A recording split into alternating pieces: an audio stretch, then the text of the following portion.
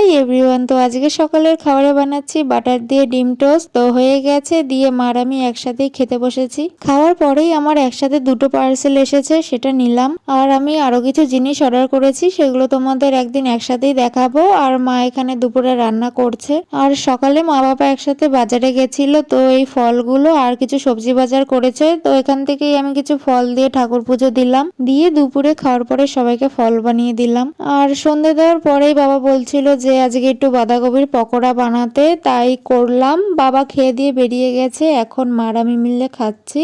আর দাদাই পকোড়াগুলো খেলো, কিন্তু আগে শুনিয়ে দিল যে এই গরিবের পকোড়া কে খায়। তারপরে বাবাও চলে এসেছে আর এনেছে বিস্কুটগুলো দুটো দুটো করে। আর চা পাতা তো শেষ হয়ে গেছে, ওটা তো আগে আনতে হবে, কারণ এটা ছাড়া বাবা চলবে না। সবার জন্য কুরকুরেও এনেছে, আর এনেছে চিকেন বিরিয়ানি।